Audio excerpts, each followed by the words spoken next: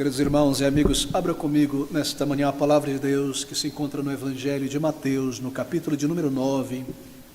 Eu lerei este versículo de número 35. Mateus, capítulo 9, versículo de número 35. E percorria Jesus todas as cidades e aldeias, ensinando nas sinagogas deles e pregando o Evangelho do reino e curando todas as enfermidades e moléstias entre o povo. E o nosso título nesta manhã, dando continuidade, concluindo o nosso tema sobre adoração na igreja, é o formato bíblico de um culto de adoração. E a minha intenção é concluirmos as nossas considerações sobre adoração na igreja. Eu irei nesta manhã, por fim, considerar dois aspectos da adoração bíblica que amarram todo o nosso tema a respeito da adoração. O formato de um culto de adoração. Por que é que nós adoramos ao Senhor desta maneira? Oração, hinos, leitura pública da palavra, pregação da palavra, e não de outra maneira. Porque nos parece uma imensa diversidade de cultos, formato de cultos vários e diferentes. Acaso nós estamos livres para estabelecer o formato de nosso culto? Por que deste formato? Em segundo lugar, a ministração da palavra de Deus. A palavra de Deus no culto, quando ela é ministrada, nós temos então o ensino da palavra de Deus aos crentes e a pregação do Evangelho. Por que dessa diferenciação entre ensino e pregação? Porque historicamente o povo de Deus sempre teve um culto dedicado ao ensino da palavra de Deus e à pregação do Evangelho. E por que nos parece que há pouco disso em nossos dias em tantas igrejas? Bem, deixa-me lhe dar o contexto aqui deste capítulo 9, e ao mesmo tempo nós estamos retornando às nossas considerações no Evangelho de Mateus. Aqui no capítulo 9, o Senhor Jesus Cristo, ele está próximo de completar a sua segunda viagem, ou tour, assim por dizer, tour ministerial na região da Galileia. Ele está fazendo um circuito entre cidades e vilas na Galileia, pregando o Evangelho da Graça Redentora. E este não é o primeiro tour do Senhor Jesus Cristo. O primeiro teve início do seu batismo até o Sermão do Monte. Ele gasta todo este tempo percorrendo as vilas e cidades da Galileia, ensinando em suas sinagogas e pregando o Evangelho do Reino.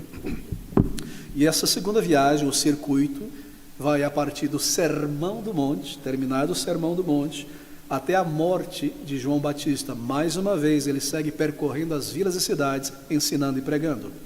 E essa terceira viagem, o circuito, vai do anúncio da morte de João Batista, que é onde nós estamos, até ele iniciar aquela sua longa caminhada para Jerusalém, onde seria preso, crucificado e ressurgiria ao terceiro dia. Assim, a narrativa dos evangelhos, Mateus, Marcos, Lucas e João, concentra-se nesses três aspectos históricos de pano de fundo. Três circuitos evangelísticos do Senhor Jesus Cristo, os primeiros 2 anos, na Galileia. Então, quando ele inicia aquela jornada final até Jerusalém, boa parte dos evangelhos, sua pregação, curas, milagres e parábolas, acontece nesta jornada a caminho de Jerusalém. Este é o pano de fundo, o movimento aqui da narrativa. E aqui nestes versículos diante de nós, o Senhor Jesus Cristo ainda está no norte, isto é, na Galileia. E o trabalho que ele realizou, então, por estes 2 anos, mais de 2 anos em toda a Galileia, pode ser resumido nestas palavras do versículo 35. E percorria Jesus todas as cidades e aldeias, ensinando nas sinagogas deles e pregando o Evangelho do reino e curando todas as enfermidades e moléstias entre o povo. Bem, Mateus aqui, o evangelista, o apóstolo, em seu registro do ministério do Senhor Jesus Cristo, do capítulo 1 até o capítulo 9, esta última parte do capítulo 9, ele tem colocado o seu foco sobre as ações do Senhor Jesus Cristo, as suas palavras de ensino, de sabedoria, as suas obras de poder. Há muitos milagres, há muitas ações, e há muito do ensino do Senhor Jesus Cristo. Mas a partir do final deste capítulo 9 em diante, até o final do Evangelho de Mateus, nos parece que o caráter da narrativa de Mateus começa a mudar um pouco. Porque Mateus passa a colocar mais ênfase mais foco, a partir de agora, em questões um tanto mais subjetivas. Isto é, ele começa a focar mais nas motivações por trás das ações. Ele começa a nos falar mais sobre as motivações internas do Senhor Jesus Cristo por trás de suas ações, as motivações internas de seus discípulos por trás de suas declarações e ações, e as motivações internas dos líderes dos judeus por trás de suas ações e palavras. Isto é, Mateus, inspirado pelo Espírito Santo, ele deseja nos mostrar os motivos que levavam Cristo, seus discípulos e os judeus a fazer e a dizer o que diziam. Você percebe? Há uma mudança de foco. Antes ele está focando nas ações por si, os milagres, os atos, os ensinos. E a partir de agora você percebe uma mudança no foco. Ele começa a lidar com questões mais internas. Por que eles agiam assim? O que os movia? E no versículo de número 36, por exemplo, do capítulo 9, é a primeira vez que, de uma maneira explícita, Mateus nos informa algo da motivação interna do Senhor Jesus Cristo em sua ação. Ele nos diz que as ações dele de curar, de auxiliar as pessoas e os milagres que ele realizou como um todo eram feitos porque ele era movido por compaixão, versículo 36. E vendo as multidões, teve grande compaixão delas, porque andavam cansadas e desgarradas como ovelhas que não têm pastor. Ele começa a colocar o foco nessas questões mais internas. Muito bem. E aqui alguns exemplos que eu gostaria de destacar para você perceber essa mudança de foco. Bem, no capítulo 11, no versículo de número 20, você percebe algo interessante. Mateus mostra que o entusiasmo daquele povo em seguir o Senhor Jesus Cristo, em grande medida, era um entusiasmo carnal. De maneira que, quando eles não conseguiam o que eles queriam do Senhor Jesus Cristo, então eles viravam as costas para o Senhor Jesus Cristo. Capítulo 11, versículo 20, ele diz assim: então começou ele a lançar em rosto às cidades onde se operou a maior parte dos seus prodígios, o não se haverem arrependido. Você percebe? Ele mostra também a mesma coisa com seus irmãos, próprios irmãos, no capítulo 12, versículo 46, a motivação da alma. Versículo 46, e falando ele ainda à multidão, eis que estavam fora sua mãe, Maria, e seus irmãos, pretendendo falar-lhe. E Marcos, capítulo 3, versículo 21, traz um pouco mais de informação a respeito disso aqui. Eu leio rapidamente Marcos 3, versículo de número 21. E quando os seus, isto é, Maria, e os irmãos de Jesus, ouviram isto, é o mesmo contexto, saíram para o prender, porque diziam, está fora de si. Você percebe? Volte lá ao capítulo 12, versículo 46 de Mateus. E falando ele ainda à multidão, eis que estavam fora sua mãe e seus irmãos, pretendendo falar-lhe. E o que é que eles queriam fazer? Marcos capítulo 3, versículo 21. Saíram para o prender, porque diziam, está fora de si. Ele começa a colocar o foco nas motivações das pessoas. E também aqui, por exemplo, no capítulo 13, não lerei, do versículo 57 em diante, todo o povo de sua própria cidade natal, Nazaré, porque eles queriam matar o Senhor Jesus Cristo, não tendo recebido dele o que queriam, suas motivações. E o resultado disso, queridos amigos, é que Mateus, ele mostra, pelo ministério do Senhor Jesus Cristo, suas ações e suas motivações, que o Senhor Jesus Cristo, a partir daqui, começa a se envolver em um confronto mais direto com seus inimigos. E a partir daqui, a sua cruz começa a se evidenciar lá no horizonte. Do capítulo 1 ao capítulo 9, a pregação, o sermão do monte, os milagres, as ações. Mas a partir daqui, há uma mudança de humor dos judeus, das pessoas em relação ao Senhor Jesus Cristo. Até aqui se maravilhavam do seu ensino, dos seus milagres, estavam recebendo pão, peixe, cura e tudo mais. O Senhor começa a os confrontar a respeito da incredulidade, então começa-se a mudar o humor destas pessoas, e eles começam a buscar matá-lo, de maneira que a sua cruz começa a se evidenciar no horizonte aqui. E Mateus deseja que nós saibamos disso. Ele quer nos mostrar, a motivação que movia aquelas pessoas, e a motivação começa a entrar em foco. Então, no versículo de número 36, do nosso capítulo 9, nós lemos essas palavras.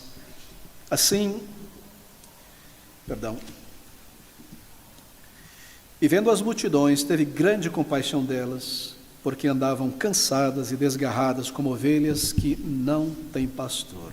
Movido por compaixão, no capítulo 12, versículo 14, nós lemos que os judeus eram movidos por ódio contra o Senhor Jesus Cristo e queriam matá-lo, e os fariseus, tendo saído, foram tomar conselho entre si para o matarem. Percebem? Bem, eu precisei marcar este ponto, porque é muito importante nós observarmos isso. Assim, esse novo contexto, nós temos um novo contexto linguístico de Mateus, e nós temos um novo contexto também situacional. Há uma mudança.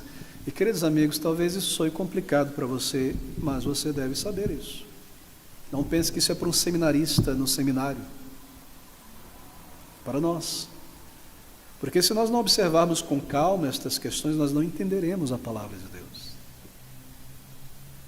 Assim, não diga para você, eu só quero pegar a aplicação, talvez algo simples ali que me alegre, que me ajude.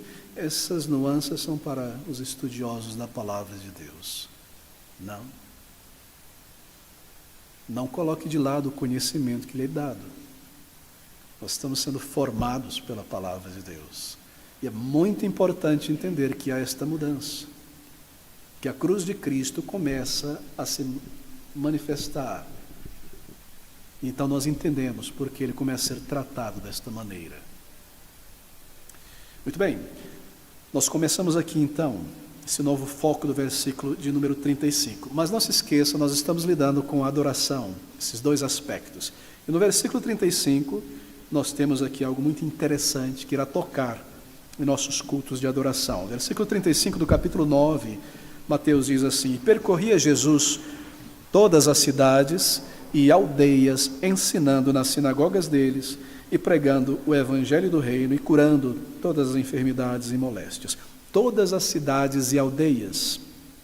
Ele não ia apenas nas cidades, ele ia também nas aldeias, nas curtelas, como se diz. Poucas pessoas, 200, 100 pessoas aqui, 1000 pessoas aqui, mais de 1000, em todas as cidades e aldeias. Ele ia em toda parte, e ele ia portando, levando a mensagem do reino. Para isso ele veio a este mundo. E no versículo 35, ensinando nas sinagogas. E aqui começa a transparecer o nosso tema nessa manhã, o formato bíblico do culto. Porque, embora não seja a intenção de Mateus, nós percebemos de pano de fundo aqui como era um culto ao Senhor nas sinagogas. Isso nos ensina, porque muito do que nós fazemos na igreja, no cristianismo, na igreja cristã, nós retiramos da prática do povo de Deus, das sinagogas. Esse é o primeiro ponto a ser marcado. Ensinando nas suas sinagogas. Bem, sinagogas dos judeus eram casas, recintos locais nas cidades e vilas para adoração, para instrução pública do povo de Deus, a instrução da lei de Deus. As sinagogas muito provavelmente surgiram naquele período em que o templo de Salomão fora destruído e os judeus foram enviados para a Babilônia. Uma pequena porção deles continuou em Israel espalhado. Assim eles não tinham mais o templo, um lugar de adoração, de sacrifícios. E ali na Babilônia e também em Israel, que esses locais de reunião para aprender a lei começam a se formar. E o remanescente que ficou em Israel começou então a se reunir em casas, e mesmo na Babilônia também, e após o retorno construíram o templo com Neemias, mas a prática da sinagoga continua, e muitas sinagogas permaneceram e floresceram naquele período. Agora, lembre-se disso, o templo continuou para os judeus como lugar central de adoração, porque ali os sacrifícios eram oferecidos. Tudo que era realizado antes do cativeiro na Babilônia voltou a ser realizado. Ali era lugar central de adoração para o povo de Deus. As ofertas de sacrifício eram trazidas pelo povo. Enquanto que as sinagogas locais eram lugar de instrução do povo na lei de Deus. Toda cidade onde residissem pelo menos 10 homens instruídos na lei de Deus deveria ter um local de reunião para ensinar o povo a palavra de Deus, isto é, uma sinagoga. E haviam muitas delas. Cada cidade em Israel deveria ter por obrigação pelo menos uma sinagoga, a maioria mais de uma. Por exemplo, Jerusalém, no tempo do Senhor Jesus Cristo, nos dizem os historiadores, possui entre 390 a 500 sinagogas em Jerusalém. Locais de reunião para a instrução na palavra de Deus e o culto ainda centrado no templo. Você percebe o que está acontecendo aqui, querido irmão? A bandeira da igreja judaica está descendo. A lei cerimonial está sendo cumprida e passando. O templo vai ser destruído no ano 70. O povo de Deus está sendo instruído na lei de Deus. E a igreja de Cristo, esta igreja internacional de judeus, essa bandeira que sobe ao mastro, e gentios, começa a se formar. O povo de Deus será instruído na palavra de Deus nessas reuniões, nesses lugares. É isso que nós vemos aqui. E é muito importante observar como estas sinagogas operavam, porque a igreja de Cristo herda muita coisa das sinagogas. Isso é muito importante, não é? Isso não é apenas uma curiosidade histórica.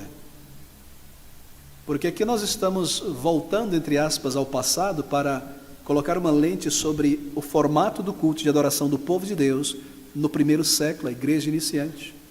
Porque deve ser desta maneira que todas as igrejas locais irão se reunir para adorar ao Senhor ao longo de toda a história. Nós tiramos o modelo da palavra de Deus. Por isso é muito importante observarmos como operavam as sinagogas. Bem, o termo sinagoga tem basicamente o mesmo sentido que o termo igreja. Sinagoga significa reunião ou lugar de reunião, onde pessoas se reúnem. E o termo igreja vem do grego eclésia ou eclesia, e tem um prefixo ek, que é chamados para fora de um lugar, eclesia para uma reunião, uma assembleia. O mesmo significado, a mesma ideia.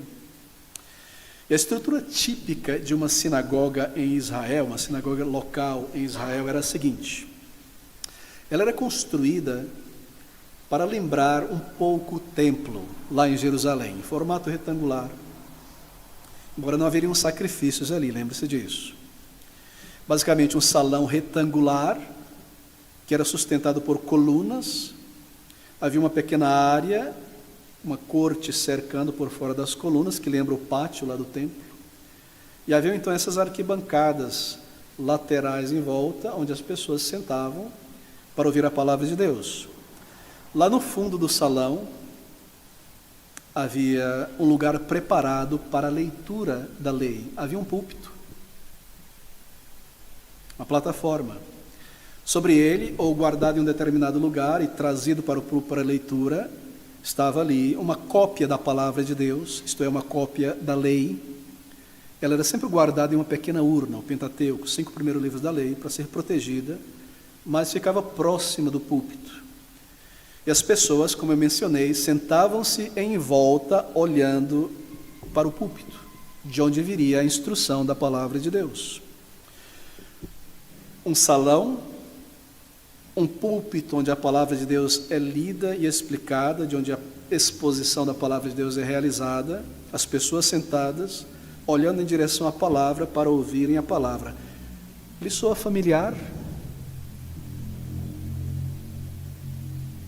Com a nossa igreja e tantas outras igrejas ao longo dos séculos? É daqui que nós tiramos isto. Não havia pessoas perambulando por todo lugar, é um culto ao Senhor, isto é, a ministração da sua palavra é culto, reverência. É o ouvir da palavra de Deus, daí um lugar para colocar a palavra de Deus, senão você tem que segurar ela. Tem que ter, não é? A palavra de Deus. Quão diferente de muitos lugares. Claro, você pode segurar a palavra de Deus, não há problema. Pessoas sentadas, para não se cansarem em pé, direcionadas à palavra, a palavra sendo lida, a palavra sendo explicada. Você percebe como nós estamos tirando daí elementos da igreja cristã e que isso não é invencionice de nossa igreja ou outras. Bem, muito bem, deixa-me continuar aqui. Assim, a igreja cristã herda muitas coisas da sinagoga. E para ser mais preciso, a maneira como a igreja do Senhor Jesus Cristo tem se reunido para adoração desde o primeiro século é uma simples continuação do modelo das sinagogas. Eu não me refiro à arquitetura, não, queridos amigos, porque a igreja do Senhor Jesus Cristo, no início, reunia em casas. Como ela foi crescendo o número de pessoas, precisaram construir um local maior, daí seus prédios. Mas eu me refiro ao formato, ao conteúdo da adoração.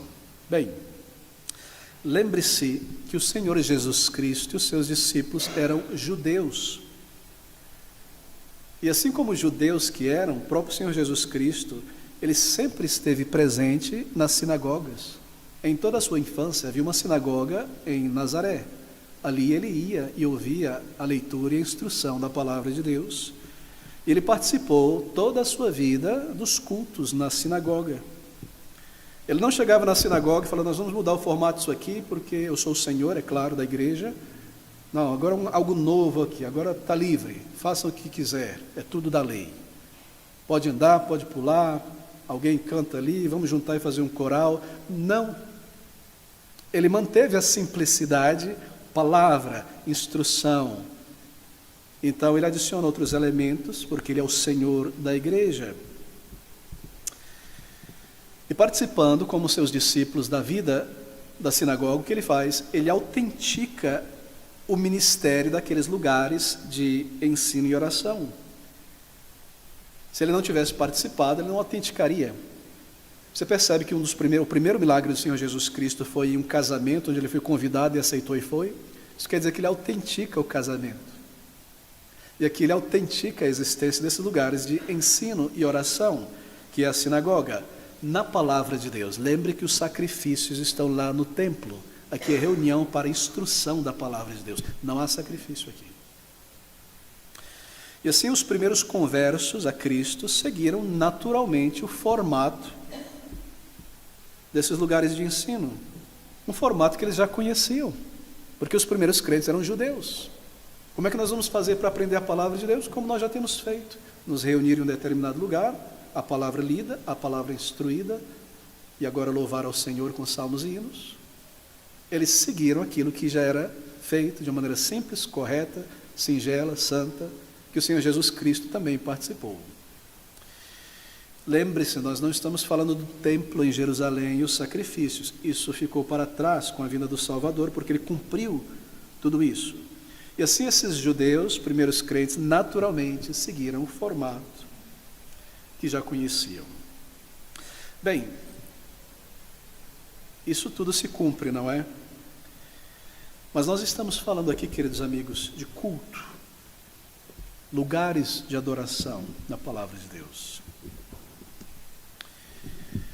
De maneira que a forma, a maneira como a igreja se reúne para adorar a Deus e estudar as Escrituras, seguiu esse padrão natural, em termos de ordem. Veja, ali na sinagoga você tem os oficiais da sinagoga. Eu mencionei aqueles 10, não é? Pelo menos 10, poderiam ser 12, 13. Eram anciãos. O que nós temos hoje, estabelecido por Cristo? Anciãos. Outras palavras bíblicas, presbíteros. E nós temos também um modo de adoração. A maneira como a reunião do povo de Deus era organizada por esses anciãos. A palavra no centro e a maneira como o culto, a adoração era realizada. Deixe-me agora dar um exemplo das páginas da Escritura para você perceber isso. Abra comigo em Lucas, no capítulo de número 4. Nós temos um vislumbre rápido de um culto em uma sinagoga. Lucas capítulo 4, do versículo 14 ao versículo 21. Se você virar as páginas comigo, veja o que está acontecendo aqui. 14 a 21. Então, pelo poder do Espírito, voltou Jesus para Galiléia, e a sua fama correu por todas as terras em derredor. E ensinava nas suas sinagogas, e por todos era louvado.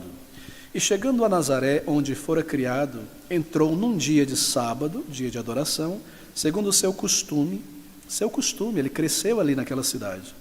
Na sinagoga ele entrou e levantou-se para ler a lei. E foi-lhe dado o livro do profeta Isaías. Veja que o nosso foco aqui é o pano de fundo, a leitura, entrar na sinagoga. E foi-lhe dado o livro do profeta Isaías. E quando abriu o livro, achou o lugar em que estava escrito, e aqui ele lerá uma porção dos profetas. A lei era lida, uma leitura da lei, e havia uma leitura dos profetas, certo? Aqui o culto já está em andamento.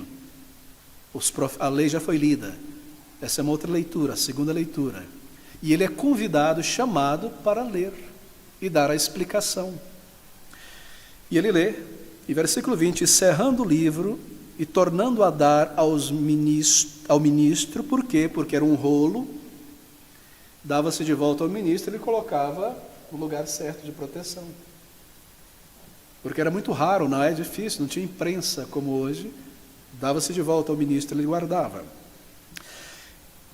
Assentou-se, e os olhos de todos na sinagoga estavam fitos nele, e começou a dizer-lhe: hoje se cumpriu estas palavras em vossos ouvidos. Você percebe a sequência da adoração em uma sinagoga? Isto é, a liturgia simples na reunião do povo de Deus nas sinagogas era esta. Começava-se com ações de graças ou bendições ao Senhor. Deus era invocado, adorado, começava-se com Ele, não é? E, é claro, juntamente com aquela declaração que eles sempre iniciavam no início dos mandamentos: ouve, ó Israel, o Senhor é um só Deus, esse é o Shema, não é? Então havia oração pública mais delongada, a congregação, ela era conduzida em oração, e a propósito, a congregação permanecia em silêncio. Não era todo mundo orando ao mesmo tempo. Essa história de todo mundo orar em voz alta ao mesmo tempo é uma invenção pentecostal. Isso não é oração, isso é balbúrdia, porque ninguém pode dizer amém a nada, porque você não está ouvindo e entendendo nada. Amém quer dizer eu concordo, assim seja, que venha. Havia uma oração e a igreja orava em silêncio, acompanhando. E quando eu digo em silêncio, meu irmão, entenda isso. Não é que você está fazendo a sua oração particular na cabeça ali em silêncio, enquanto a pessoa está orando em voz alta, não. Porque seria a mesma coisa. Uma pessoa conduz a igreja e os demais estão acompanhando de maneira inteligente o que está sendo dito. E dizendo amém em seu coração e amém juntos ao final. Assim havia a condução, uma oração pública mais delongada, que era seguida com a resposta amém pela congregação. Assim, quando nós insistimos com um forte amém, isso não é invencionice nossa. Isso estava presente no ensino nas sinagogas. Forte amém. Então, terceiro, leitura pública da palavra de Deus. Uma passagem do Pentateuco, os primeiros 5 livros da lei. Então, uma outra leitura, uma passagem dos profetas. E então, na sequência, um sermão, ou uma palavra de exortação. Expositiva, você perceberá. E por fim, uma bendição final, normalmente feita por um sacerdote, se vivesse ali naquela vila. E se não houvesse sacerdote na vila, uma oração final de conclusão substituiria a bendição. Você percebe aqui na sequência do pano de fundo de Lucas, onde nós lemos: queridos irmãos, belisque-se a si mesmo se você está a ponto de dormir.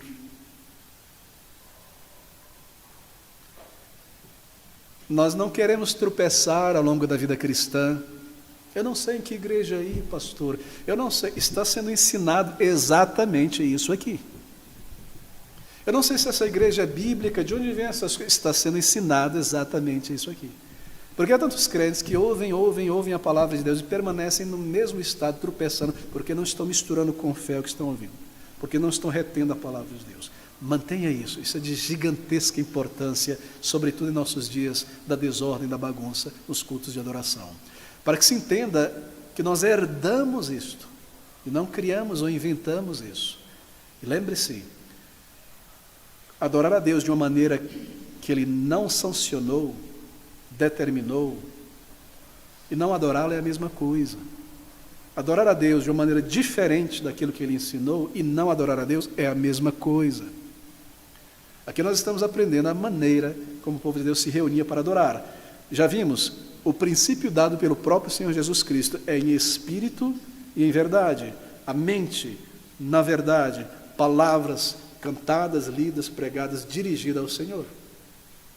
E vemos também outras questões em nossa última consideração de domingo passado. E aqui então, exemplos bíblicos desses cultos. Bem, veja novamente o texto. Observe a sequência do capítulo 4, versículo 14, em Lucas 4,14. Ele vai à sinagoga, no dia da adoração, era seu costume.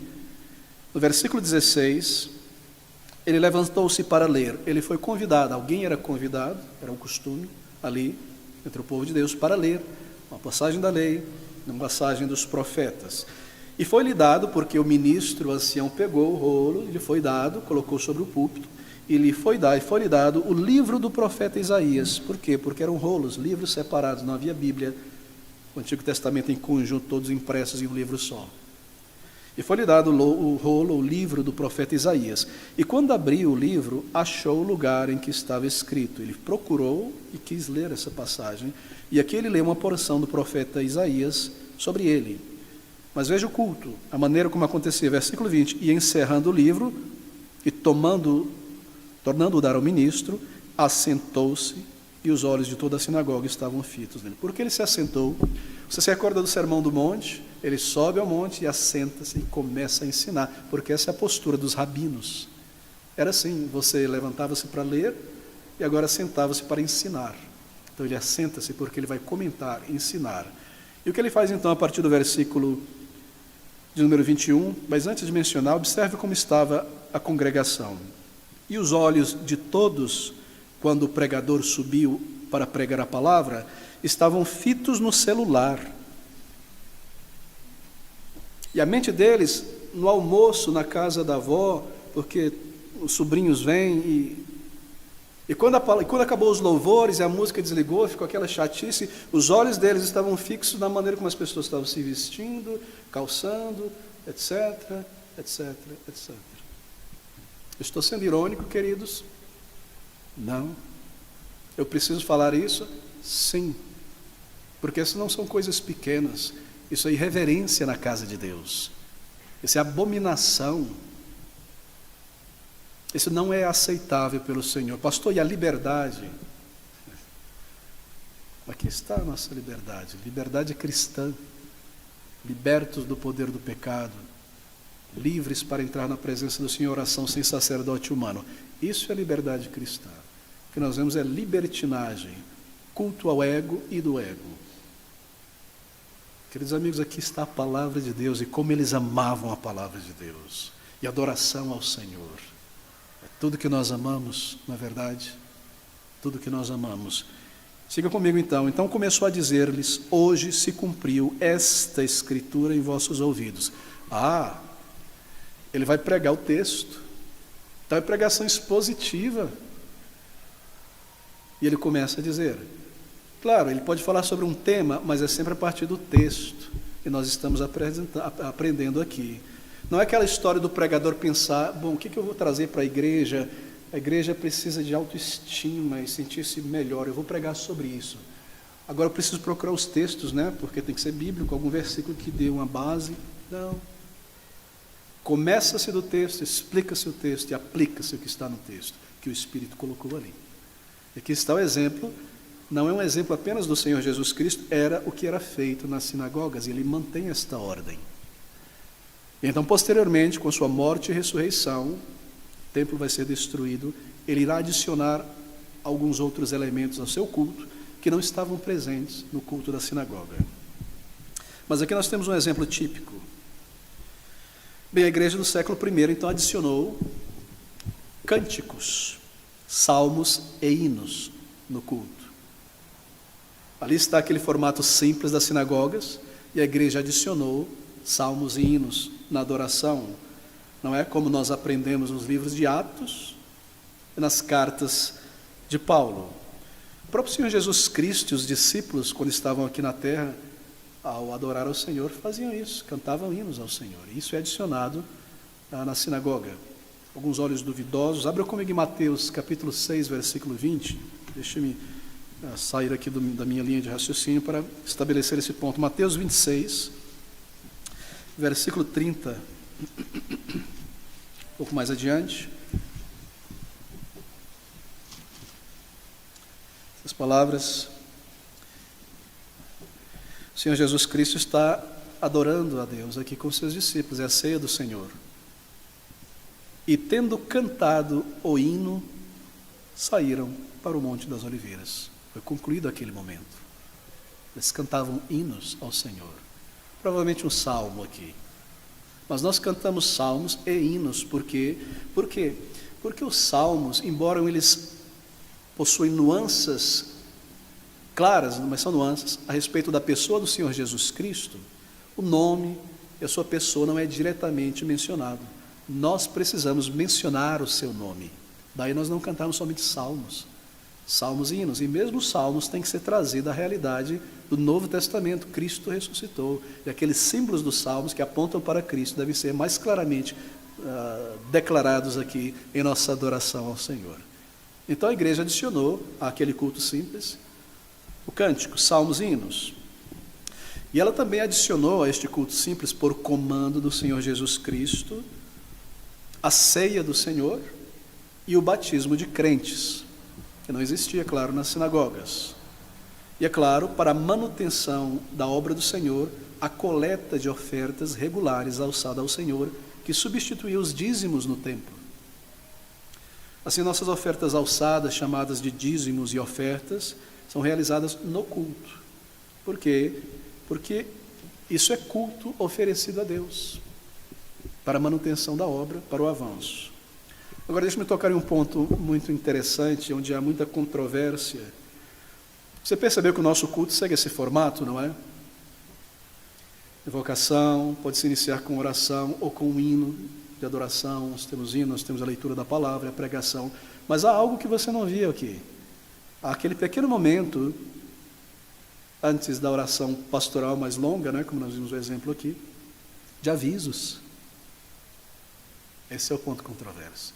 Deveria haver este momento de avisos, porque se tornou muito horizontal, não é? Ali estava louvor, oração, palavra, um culto, sacrifício de louvor vertical. De repente se horizontalizou. Na terça-feira, oração, às 19h30. Parece que a gente voltou para a terra, assim por dizer, né? Pôs os pés nesse mundo de novo, falando sobre esses calendários, sobre datas. Isso deve estar presente no culto. Se o culto do início ao fim é uma oferta ao Senhor, do momento que nós pisamos na igreja, nos reunimos, até o final, é tudo para o Senhor em relação a Ele, e essa questão de aviso aí. Bem, eu creio que avisos simples podem ser incluídos, porque está ajudando o povo de Deus a servir e adorar a Deus, como, por exemplo, informar o horário do culto para os visitantes, à noite, evangelismo, e a obra do Senhor que está sendo realizada. Pronto. Ou seja, não horizontalizou. Continua. E deve ser simples, deve ser rápido. É por isso que talvez você se pergunte, por que o pastor ele não varia esse negócio? Por que o pastor dá as boas-vindas aos visitantes, fala sobre os horários dos cultos, a obra do Senhor e ponto final? Por que ele não traz um novo livro que ele está lendo e recomenda para a igreja? Por que ele não fala da cantata de Natal na primeira igreja? Por que ele não faz isso e fala do aniversariante do mês, fulano aniversariante do mês, vamos bater palma, vamos levantar, e dá os avisos, e essa semana é isso e aquilo. Porque do início ao fim é um sacrifício de louvor. Assim, esses avisos, alguns creem que não devem estar ali. Eu penso que deva, de uma maneira breve e simples, porque informa o povo de Deus sobre serviço e adoração. Isso não deixa de ser adoração, continua sendo reverente. Então essa é a razão, queridos. Essa é a razão. Muito bem, assim, perceba quão similar com o nosso culto de adoração a Deus aqui eram as sinagogas. Deixa eu recapitular. Havia oração, bendição a Deus. Havia oração pública mais longa, então, trazendo toda a igreja, as questões da igreja, confissão, como nós aprendemos com o Senhor Jesus e sua oração, adoração, não é? Petições, confissão. Havia leitura pública da palavra de Deus, havia exposição do texto lido, e então, com o Senhor Jesus, cânticos de adoração, salmos e hinos, não corinhos, não cânticos esvaziados, não apresentações da orquestra, da banda, e todo mundo ali de braço cruzado, ah, que maravilha, estamos adorando. Não jogral, drama, teatro, nada do tipo. Esse é o mundanismo sendo trazido para a igreja, para o culto ao Senhor. Então, ceia e batismo não era realizada nas sinagogas, é claro, mas nas casas, não nas casas, mas era realizado nos rios. Porque não dava para construir um batistério na sinagoga nem nas casas, eram pequenos. E o rio estava sempre ali perto, sobretudo na Galileia. Eu digo isso porque algumas pessoas dizem, se você não for batizado no rio, não foi batismo. Você percebe como eles transformam em liturgia humana certas questões da palavra de Deus, da adoração? Tomemos cuidado com isso então. Assim, queridos amigos, marque isso, nosso tempo corre para o final. Nós não inventamos a nossa forma, o formato da nossa adoração, nós recebemos ela. Paulo escreve às igrejas, em determinados momentos ele está tocando sobre certos elementos do culto, e ele diz claramente, o que eu recebi do Senhor também vos entreguei. E ele fala sobre a ceia.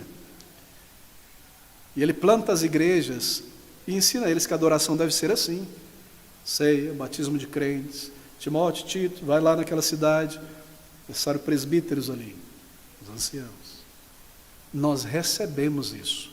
Isso não é inovação de batista da Inglaterra, nem dos Estados Unidos, ou o contrário. E a adoração também nós recebemos desta maneira. E o povo de Deus, ao longo de séculos, em todo o mundo, tem adorado a Deus desta maneira simples. Mas a corrupção está sempre por aí, não é? Até que surge o pentecostalismo, né? E esse dia que a vazão quebra e arrebenta, as águas do mundanismo entram dentro da igreja, pela adoração contemporânea mundana. E tudo mais que ela traz.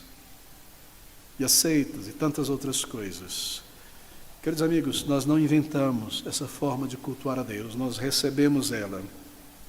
É assim que o povo de Deus, bíblico, cristão, tem se reunido desde o primeiro século para adorar de maneira simples, ordeira, reverente, inteligente, não apenas as emoções, um culto vertical em espírito e em verdade, jubiloso, porque o nosso Salvador já veio. Eles esperavam pelo Messias, ele já veio, e ele está vivo, e há júbilo no coração, ao adorarmos ao Senhor de maneira reverente. E ele já morreu por nossos pecados, e ele vive, ele logo retornará, e nós temos essas promessas, mas sempre simples, sem parafernálias, reverente, em espírito e em verdade, a mente na palavra de Deus. Agora, essa parafernália que você vê na adoração de muitas igrejas não tem qualquer base na palavra de Deus. Ah, mas a igreja no século XVI, sim, mas a palavra de Deus diz isso. Em algum momento da história, a corrupção vai entrar, não é? De alguma forma. Então nós ficamos atentos a essas questões.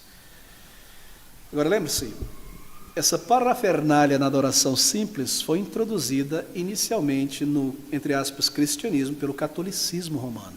Deixa eu mostrar para você historicamente como isso acontece. Culto simples ao Senhor nos primeiros 2 séculos da igreja, mas é claro, muita contaminação ali numa igreja ou outra. Paulo disse que depois que ele partisse, João também, e Pedro também, lobos devoradores se levantariam entre o povo de Deus, ou viriam de fora para corromper muitas igrejas firmes.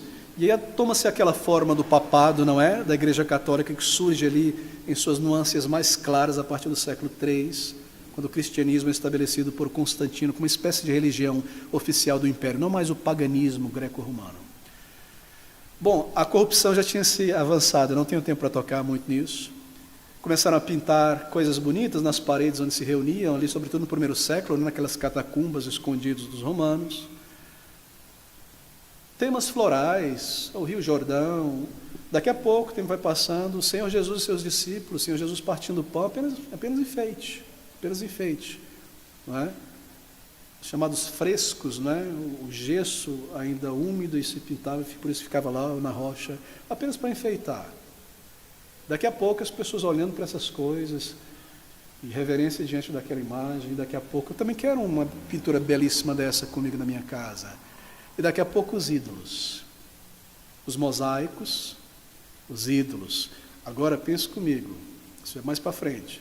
Se você faz um ídolo, isto é, uma imagem de algum santo, para lembrar do exemplo heróico dele, você não está adorando ele, mas logo logo você vai adorá-lo. Se você cria uma imagem de um santo, ou de Cristo, ou de qualquer pessoa da palavra de Deus, esculpiu ali, etc., lembre-se do paganismo de Israel. Bem, o que você vai fazer com essa estátua? É um santo, representa algo maravilhoso. Você não pode pegar essa estátua, pôr ela debaixo do braço e ir embora. Você vai colocar o santo debaixo de sua axila? Não. Estou falando sobre liturgia e parafernália.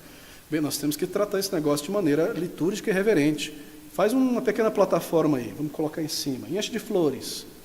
Na hora que for sair daqui para lá, não pode só carregar embaixo do braço, põe aí 4 anciãos carregando um aqui e outro acolá. E quando for trazer para dentro da igreja, tem que ter alguma coisa que lembre Cristo, incenso. Alguém mexendo com incenso. E vamos colocar aqui nesse prédio coisas que lembrem Cristo, o Novo Testamento, imagens dos santos. Você percebe como a liturgia, a parafernália mundana, carnal é criada? Conforme a idolatria entra na igreja e o mundanismo entra na igreja, você precisa criar todo tipo de coisa. Mas nós temos a ceia do Senhor, e o Senhor Jesus disse que é meu corpo, e se Ele é Deus, então esse negócio vira Deus. Temos que adorar isso aqui. Você percebe como gradativamente, e a adoração dos sensos, da beleza, do cheiro, de tudo aquilo que nós mencionamos, os cantos gregorianos e todo aquele tipo de coisa, e como isso é trazido para dentro do cristianismo histórico posteriormente, e mais para frente, nós vemos como estas coisas explodem, a adoração dos sensos, êxtase, a droga eufórica da música, trazido pelo pentecostalismo para dentro das igrejas históricas. Porque a adoração contemporânea é a adoração pentecostal, que surge ali a partir dos anos 60, sobretudo, de maneira específica nos Estados Unidos, no contexto do movimento hippie, quando as chamadas capelas do Calvário começaram a rebanhar os hippies mesmo, falavam, vamos trazer esse pessoal para dentro da igreja, como é que a gente vai trazer eles? Até então não existia esse tipo de adoração aberta, como nós vemos hoje, não é bem mundana. Bom, vamos usar os instrumentos dele, a guitarra elétrica, e vamos cantar coisas mais leves como ele, não é? Brilha Jesus, como eles cantavam lá no Woodstock, aquelas coisas, e foi entrando, isso ficou muito bacana, se espalhou pelos Estados Unidos, por toda parte do mundo, e os missionários levaram isso para todo lado, e hoje a gente copia, e coisas extremadas vieram com o neopentecostalismo.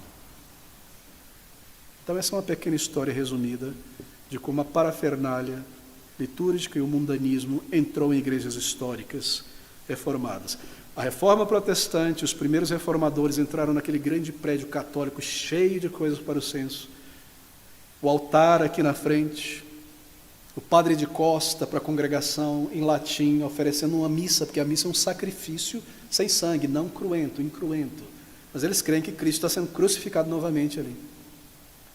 Eles tiraram tudo aquilo dali, lá na frente colocaram um púlpito e uma grande Bíblia, para que todo mundo visse que é a autoridade da palavra de Deus, adoração simples. E aí os puritanos vieram e derrubaram até o prédio, com esses vitrais e tudo, um prédio simples. Já viram os prédios, igrejas onde os puritanos adoravam, as capelas? Simples, parede, janela aqui, simples. E o que nós estamos fazendo hoje, o pentecostalismo, as igrejas de hoje, dando marcha ré ao catolicismo romano. A adoração dos censos. Claro, não é canto gregoriano, nem incenso, é guitarra, é a bateria. Veja que eu não sou contra o instrumento em si, mas isso não tem lugar na igreja, porque a adoração na igreja é em espírito, em verdade.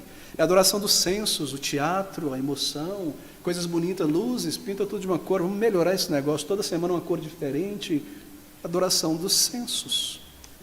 E nós damos uma marcha ré ao período da ignorância espiritual.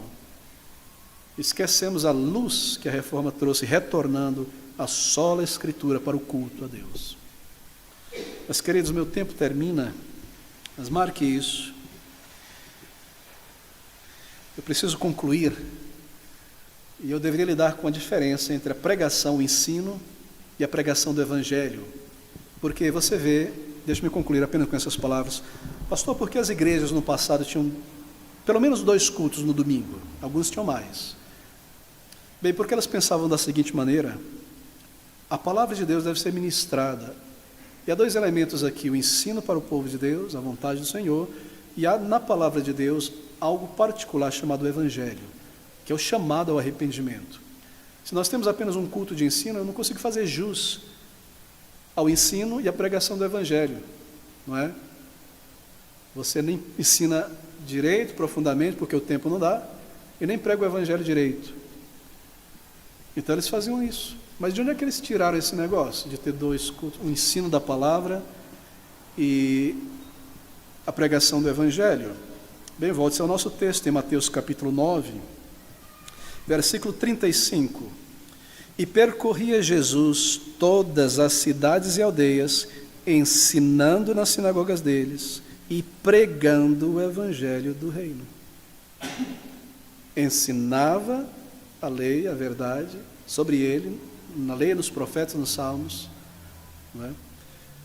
E pregava o Evangelho. Arrependei-vos e crede no Messias. Esse é o Evangelho. Isso não era feito na sinagoga. É por isso que as igrejas no mundo inteiro sempre dedicaram pelo menos 2 cultos. Claro, alguns faziam diferente em determinados momentos da história. Havia a pregação do Evangelho e o ensino, mas o culto era mais longo. Umas vezes pela manhã, outras vezes à tarde, conforme o contexto, sempre no dia do Senhor. Mas o que aconteceu com o Evangelho hoje, que as pessoas dizem, em resumo, o seguinte: a Bíblia é o Evangelho, tudo que eu prego no púlpito é o Evangelho. E as pessoas vão lá, não conhecem a Cristo e não ouviram nada do Evangelho. Ou ensina-se, no finalzinho uma pequena exortação evangelística. Não se fez jus ao Evangelho.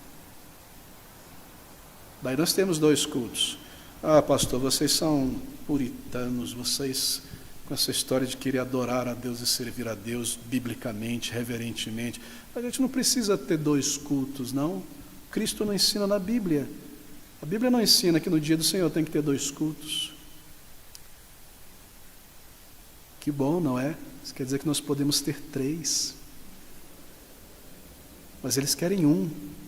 E o argumento é sempre para diminuir a consagração. Não é o dia inteiro dormindo, shopping center, frango assado, é à noite, né? Todo mundo, vamos adorar, à noite, sair, um culto. Ou o contrário, estudo pela manhã, o restante do dia, passear. A Bíblia não diz que tem que ter 2 cultos, então por que não ter 4? Nós queremos adorar mais, servir mais, ter maior comunhão. Bem, querido, eu preciso concluir aqui. O Evangelho é uma mensagem específica na palavra de Deus. Temas de salvação, chamado ao arrependimento, e todas as vezes que a palavra Evangelho aparece no Novo Testamento, está nesse contexto. Poderia mencionar vários textos, mas nós não temos tempo, e eu precisaria cortar alguns pontos aqui. O Evangelho. Faça essa pesquisa. O Evangelho é mencionado, e o contexto é o chamado ao arrependimento. E então, ao ensino da palavra de Deus, alimentando os crentes. É por isso que nós devemos estar aqui, para o ensino e para o Evangelho. Adoração ao Senhor. Lembre-se, queridos irmãos, porque nós insistimos com isso. Aquela outra igreja não insiste, aquela. Nós estamos interessados na palavra de Deus. Você deve estar aqui. O dia do Senhor. Nós lidamos com isso, não é? Foi dado por Cristo para o culto. Nós precisamos também do dia do Senhor. Juntos, no serviço e na comunhão com o povo de Deus, sendo gasto inteiramente para o Senhor, senão não é do Senhor. O dia do Senhor. Deixe-me concluir. Adoração em espírito e em verdade, o conteúdo do culto, oração, pregação, a palavra cantada, e aqui o exemplo que nós temos histórico vindo das sinagogas de maneira simples e as adições que o Senhor Jesus trouxe ao culto de adoração. Ceia do Senhor, hinos, batismo de crentes e mais nada. Então nós temos aqui a imagem da igreja adorando e você tem agora uma foto da igreja, e você pode usar essa foto bíblica e olhar as igrejas se estão de acordo com isso aqui. E saber se uma igreja na adoração ali é mais bíblica ou menos bíblica. Não se eu sinto o Espírito aqui, se a música é boa, mas se está de acordo com o comando, o ensino do Senhor através dos seus apóstolos, dado a todas as igrejas. Não tema pessoas arrogantes, que se chamam de apóstolos, bispos, o que quer que seja, e trazem para a igreja todo tipo de coisa bizarra, mundana. Não tema isso. A palavra de Deus está aqui. Essas pessoas estão fora de ordem. Não esteja em lugares assim, seja liberto pela palavra de Deus. E se o evangelho não é pregado de maneira específica, saia dessa igreja e junte-se a uma igreja que pregue, porque é uma igreja desobediente ao Senhor Jesus. E você não quer andar em desobediência com outros que estão em desobediência. E se o evangelho não é pregado, onde é que você vai levar o seu amigo, o seu familiar que você está evangelizando? E as pessoas que você sai para buscar? Eu tenho conhecido pessoas que estão evangelizando amigos e familiares ao longo da semana, e a pessoa convida ela para a igreja, mas espera aí, eu não posso levar para a minha igreja, porque tem tanta bagunça lá e o evangelho não é pregado, ele não vai entender. Isso é coisa só para nós aqui, já estamos de dentro, ele não vai entender nada. Para onde é que eu vou levar? Quantas vezes já vi isso? Se na sua igreja o evangelho não é proclamado com regularidade, então desista dela. Se o evangelho não é levado também, desista. Se o mundanismo está ali dentro, pela adoração egocêntrica, saia. Pastor, que autoridade o senhor tem para dizer uma coisa dessa? Da palavra, não a minha. Se fosse eu que criasse isso, você poderia discordar. Queridos, falo com todo amor e gentileza. Nosso desejo é agradar ao Senhor. Para agradá-lo, obediência vem primeiro, reverência vem junto, submissão ao Senhor. O nosso culto é em espírito e em verdade. É alegre, é jubiloso. As palavras do Senhor que aquecem, ensinam nosso coração a amá-lo e a vivê-lo.